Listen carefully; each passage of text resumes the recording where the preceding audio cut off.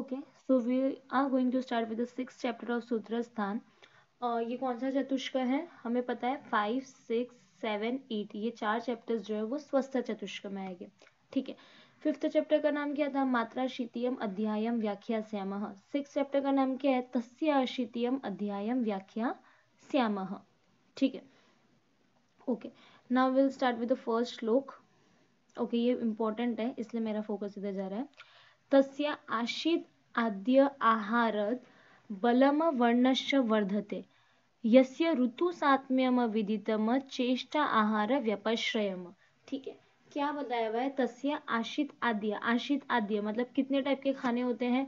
आशित, खादित, पता है? आशित, खादित, पित्त और लीट, ये 4 टाइप के खाने होते हैं। इससे बल और वर्ण बढ़ रहा है। जब इसका प्रीवियस चैप्टर हमने किया था मात्रा शीतम अध्याय, मैंने तब भी कहा था कि मात्रा पूर्वक आहार से, दिस इज वेरी इंपॉर्टेंट, ठीक है ना, बहुत इंपॉर्टेंट है। मात्रा पूर्वक आहार से क्या था? बल, वर्ण, सुख, आयुष। और यहाँ पर क्या बताया हुआ है? युक्ति पूर्वक आप जो लेते हैं ऋतु सात्म्यता के हिसाब से जो आप खाना लेते हैं उसमें क्या बोला हुआ है? बल और वर्ण वर्धते ऋतु यस्य ऋतु सात्म्यम विदितम श्रेष्ठा आहार व्यपाश्रयम हो जाएगा। ठीक है, तो ऋतु के हिसाब से जब आप लेते हैं, ऋतु सात्म्यता के हिसाब से लेते हैं तो बल और वर्ण, और वहां पे क्या था? बल, वर्ण, सुख और आयुष। ठीक है, दिस इज इम्पोर्टेंट। ओके, अब हम नेक्स्ट जाते हैं। इह खलु संवत्सरम षड अंगम ऋतु विभागे न विद्यात। मतलब क्या बोला हुआ है कि एक संवत्सर है। एक संवत्सर मतलब कि एक ईयर है, समझ लो। ठीक है, उसमें क्या बोला हुआ है? 6 ऋतु बोले हुए या फिर 6 अंग बोले हुए, ठीक है ना। षड अंगम ऋतु मतलब 6 अंग में वो डिवाइड होते हैं, और वो 6 अंग क्या होती है? 6 ऋतु होती है। ठीक है, तत्र आदित्य से उद्गयनम आदानम। इसमें आदित्य मतलब सन जो है वो उत्तर दिशा में आता है, तब हम लोग क्या बोलते हैं? आदानम।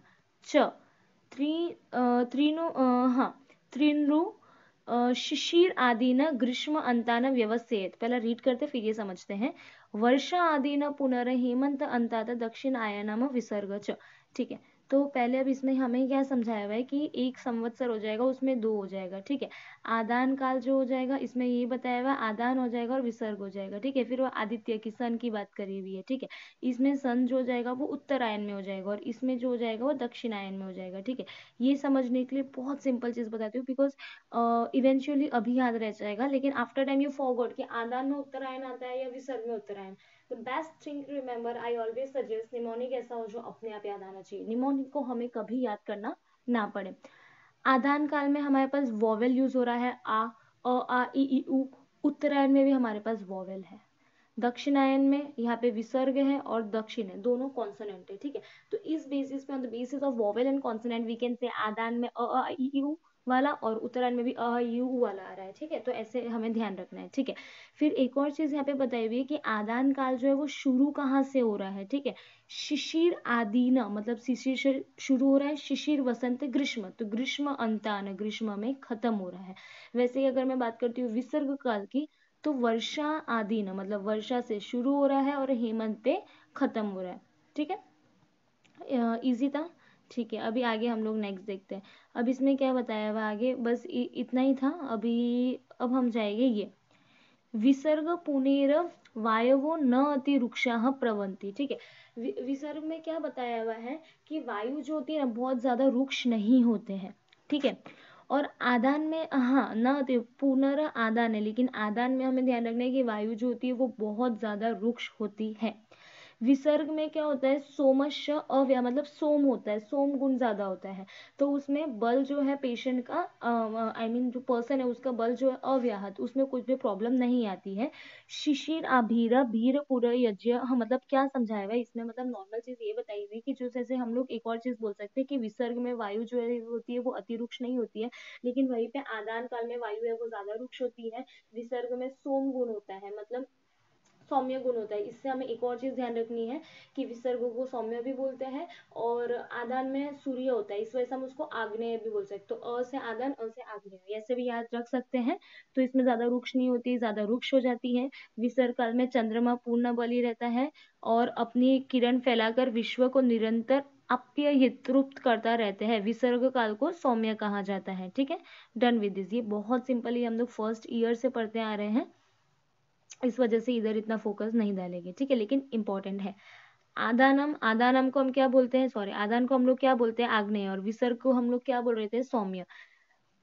तावे ताव तावेत तारक वायु सोमस्य कालस्वम, वापस से अभी इसमें यही बताया हुआ है कि आदान काल को आग्नेय कहते हैं।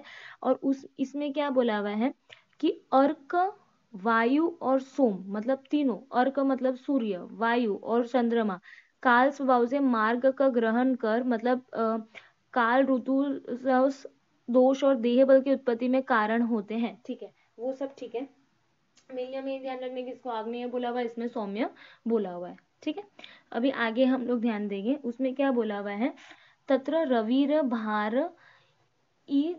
आदानो जगतः स्नेहम वायवस्तीव्र रुक्ष उपशोषयन्तः। अभी क्या बताया हुआ है कि जो आदान काल में रवि जो है, अपनी जो भी सन जो होता है, अपने सन रेस से जो भी जगत का स्नेह होता है उसको ले लेता है, और वायु एकदम तीव्र होती है, रुक्ष होती है, तो इसके वजह से पूरा शोषण कर देती है। मतलब सन जो होता है वो स्नेह ले लेगा, वायु एकदम तीव्र और रुक्ष हो जाएगी, अति रुक्ष हो जाती है, वो शोषण कर लेती है। ठीक है, शुरू कहाँ से होता है आदान का, शिशिर, वसंत, और तीसरा कौन सा होता है, ग्रीष्म। ठीक है, तो शिशिर वसंत ग्रीष्मेषु यथाक्रमम रोक्ष्यमुत्पादयन्तो यथाक्रमम रुक्षान् रसांस तिक्त कषाय कटुकश अभिवर्धयन्तो नूनाम दौर्बल्यम आहवन्ति। ओके, इसी चीज का मैं वेट करी थी। ठीक है, शिशिर है, शिशिर है, वसंत है, शिशिर है, वसंत है, और हमारे पास हो जाता है ग्रीष्म हो जाएगा। ठीक है, ग्रीष्म हो जाएगा। अभी है ना, हमें ये ध्यान रखने की आदान काल में सूर्य बहुत बलवान होता है, तो हमारा जो बल है पेशेंट का ऐसे ऐसे डिक्रीज हो रहा है, यथा क्रम में हम जाएंगे। इसमें क्या है, रुक्षता, तो यहाँ पे रुक्षता होगी, उससे ज्यादा रुक्षता यहाँ पे होगी, उससे ज्यादा रुक्षता होगी, यथा क्रम में रुक्षता बढ़ रही है। बल यहाँ पे जितना होगा उससे कम बल यहाँ पे हो जाएगा, यहाँ पे मतलब यहाँ पे बल का धीरे धीरे जो हो रहा है वो यहाँ पर लॉस हो रहा है पेशेंट के बल का। ठीक है, प्लस रस अभी में से कैसे आ जाएगी, शिशिर में कौन सा रस आएगा, वसंत में कौन सा रस आएगा, और ग्रीष्म में कौन सा रस आएगा।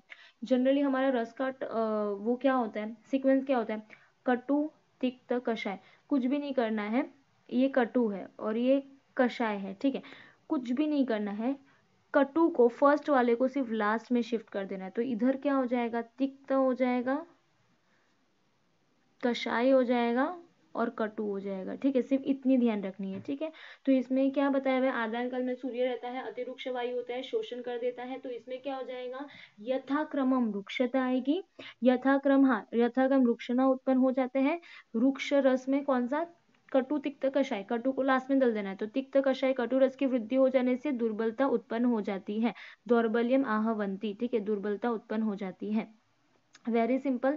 अब हम लोग जाएंगे, अब हम लोग दूसरा किधर जाएंगे, वर्षा ऋतु पे। ठीक है, तो मतलब विसर्ग काल पे, तो वर्षा, शरद, हेमंतेश ऋतु, दक्षिण अभिमुख अर्के हो जाएगा, दक्षिण में हो जाएगा, तो इसमें क्या हो जाएगा, चंद्रमा बलवान होगा, शशिनी, अव्याहत बल है, वो जो है वो डैमेज नहीं कर पाएगा। ठीक है, अभी उसमें नेक्स्ट चीज क्या बोला हुआ है, अरुक्ष रहेगा, फिर अब हाँ, और वहां पे शोषण हो रहा था, और यहाँ पे जो हो जाएगा ना, तृप्ति हो रहा है। ठीक है ना, तृप्ति हो रही है। ठीक है, और वहां पे अभी वर्षा है, पहले वर्षा है, नेक्स्ट शरद है, नेक्स्ट हेमंत है।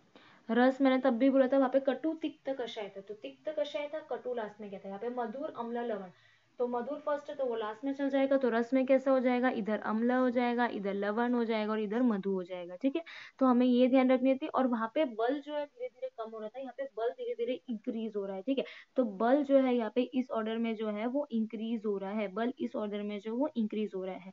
ठीक है, तो यही यहाँ पे समझाया हुआ है। अतः अम्ल, लवण और मधुर ये अरुक्ष रस हो जाएगा। मनुष्य के शरीर में बल यथाक्रमम प्रतिदिन बढ़ने लगता है। बहुत सिंपल था, बहुत इजी था। आगे चलते हैं। ठीक है, अभी तक जो पढ़ा, अब नहीं समझा हो तो इधर से समझते हैं। आदान काल आ जाता है, विसर्ग काल हो जाएगा। आदान काल से शुरू होता है शिशिर, शिशिर, वसंत और ग्रीष्म, विसर्ग वर्षा, शरद और हेमंत, वी से विसर्ग, वी से वर्षा। ठीक है, फिर बाद में ये जो हिंदी महीने हैं ये, ओके, सूर्य उत्तरायण में हो जाएगा, सूर्य यहाँ पे दक्षिणायन में हो जाएगा। आग्नेय भी बोलते हैं, सौम्य भी बोलते हैं, ये मैंने बताया था। वहां पे यहाँ पे वायु अतिरुक्ष, यहाँ पे अतिरुक्ष नहीं होगी। चंद्र का बल यहाँ पे कम होगा तो यहाँ पे चंद्र का बल ज्यादा होगा। तो यहाँ पे किसका बल ज्यादा होगा? सूर्य का यहाँ पर ज्यादा निकलेगा, तो यहाँ पे सूर्य का बल कम निकलेगा। ठीक है, सूर्य और वायु यहाँ पे शोषण करेंगे, और यहाँ पे हमने पढ़ा था कि वो तृप्त करते हैं, मैंने कहा था। फिर यहाँ पे रस में हमें पता है तिक्त कषाय कटु लेना होता है, अम्ल लवण मधुर हो जाएगा, और धीरे धीरे ये दौर्बल्य होता है, और इधर जो है वो बल इंक्रीज होता है।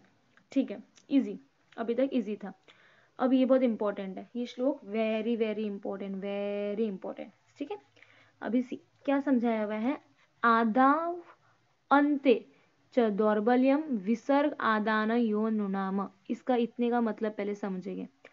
आदान, आदाव अंते मतलब आदान काल के अंत में। आदान काल के अंत में कौन सी ऋतु होगी? ये बहुत इंपॉर्टेंट है। ठीक है, आदान के अंत में कौन सी ऋतु होगी? शिशिर, वसंत और ग्रीष्म, ग्रीष्म आ जाएंगे। ठीक है, आदान के अंत में। च दौर्बल्यम विसर्ग, विसर्ग आदानयो नुनाम। ठीक है, थोड़ा सा मैं गलत गई, आदाव अंत्य साथ में लेना है। च दौर्बल्यम विसर्ग आदानयो न्यूनाम हो जाएगा। ठीक है, और विसर्ग के, ठीक है, और विसर्ग के आदि में मतलब विसर्ग के स्टार्ट में कौन सी ऋतु हो जाएगी? वर्षा। ठीक है, विसर्ग के स्टार्ट में कौन सी ऋतु होगी? वर्षा। तो वही बोला है कि विसर्ग के स्टार्ट में मतलब विसर्ग के आरंभ में मतलब आदाव विसर्ग, और अंते आदान, आदान के अंत में च दौर्बल्यम। तो ये भी हमें पता है कि जब विसर्ग शुरू होता है, ठीक है, और आदान काल जब खत्म होता है, ठीक है, आदाव अंते आदान, हाँ बरोबर, विसर्ग शुरू होगा तो पेशेंट में विसर्ग में कैसा होता है? ग्रेजुअली यथाक्रम बल बढ़ेगा, मतलब वर्षा में सबसे कम बल होगा, वहीं पे आदान काल में क्या होता है? बल डिक्रीज होता है। तो सबसे कम बल किसमें जाएगा? शरद, शिशिर, वसंत और ग्रीष्म। तो ग्रीष्म और वर्षा ऋतु मेरे पास दो चीज आती है, तो उसमें दुर्बलता आ जाएगी। ठीक है, थोड़ा सा डिफिकल्ट है डिकोड करना, बट अब इजी हो जाएगा। सी, वर्षा ऋतु में और यहाँ पे ग्रीष्म ऋतु में विसर्ग के स्टार्टिंग वाली ऋतु में बल कम होगा, और आदान की अंत वाली ऋतु में ये हो जाएगा, बल कम हो जाएगा। मध्य मध्यम बलम, ये तो सिंपल है। तो वह अंत्य श्रेष्ठम अग्ने च निर्देशित, अभी अंत लेना है। ठीक है, श्रेष्ठम अग्रे च निर्देशित। अब वापस से क्या बोला हुआ है? अंत, किसका अंत? विसर्ग काल का अंत।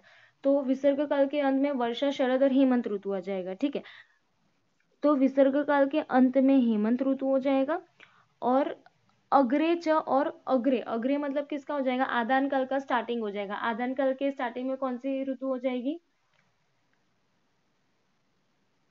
आदान काल के स्टार्टिंग में जो हमारे पास ऋतु होती है वो शिशिर ऋतु हो जाएगी। ठीक है, थोड़ा सा आपको सोच के करना है, ये याद नहीं करना है। इवन आई एम थिंकिंग, इस वजह से थोड़ा टाइम लग रहा है स्टार्टिंग में डिकोड करने के लिए। तो वहां पर जो हो जाएगी ना, वो स्ट्रेंथ कैसी हो जाएगी? श्रेष्ठ रहेगी। ठीक है, ऐसे हार्ड लग रहा है पर कुछ भी नहीं है। ठीक है, इतना मेनली हमें ध्यान रखना है कि जो आदान काल होता है उसकी फर्स्ट ऋतु जो होगी ना, उसमें स्ट्रेंथ उतनी ज्यादा होगी, लेकिन उसके लास्ट ऋतु में स्ट्रेंथ कम होगी। वाइस वर्सा, विसर्ग काल में उसकी फर्स्ट ऋतु में स्ट्रेंथ कम होगी तो उसको दौर्बल्यता बोलेंगे, और उसके लास्ट ऋतु में स्ट्रेंथ ज्यादा होगी। ठीक है, तो आदाव अंते च दौर्बल्यम विसर्ग आदान, मतलब विसर्ग हो जाएगा उसका आदि, मतलब उसका फर्स्ट, तो वहां पे स्ट्रेंथ कम होगी, इस वजह से दौर्बल्य आ जाएगा। और आदान जो होता है उसका अंत, उसका लास्ट, मतलब दौर्बल्य। मध्यम में मध्यम, फिर वापस से त्वा अंत्य, त्वा अंत्य मतलब किसका? विसर्ग का अंत। और अग्रे, अग्र मतलब क्या बोला हुआ है? आदान काल का अग्र, वहां पे श्रेष्ठम बल होगा, क्योंकि हमें पता है आदान के स्टार्टिंग में श्रेष्ठ हो जाएगा, विसर्ग के लास्ट में श्रेष्ठ हो जाएगा। ठीक है, इंपॉर्टेंट श्लोक था, डिकोड करने में टाइम लगा लेकिन हो गया। ठीक है, अभी नेक्स्ट चीज यहाँ पे क्या बताया हुआ है? ओके, अब बताया हुआ है हम लोग षड ऋतुचर्या पढ़ेंगे। ओके, पहली चीज है हमारे पास हेमंत ऋतुचर्या। Before starting with Hemant Ritucharya I want to clear certain things here. ठीक है, अभी चरक ने और सुश्रुत ने, ठीक है, अगर मैं बात करती हूँ ये 6 ऋतु की गणना, गणना कहाँ से स्टार्ट करी है, मतलब इसको गिनना कहाँ से स्टार्ट किया हुआ है?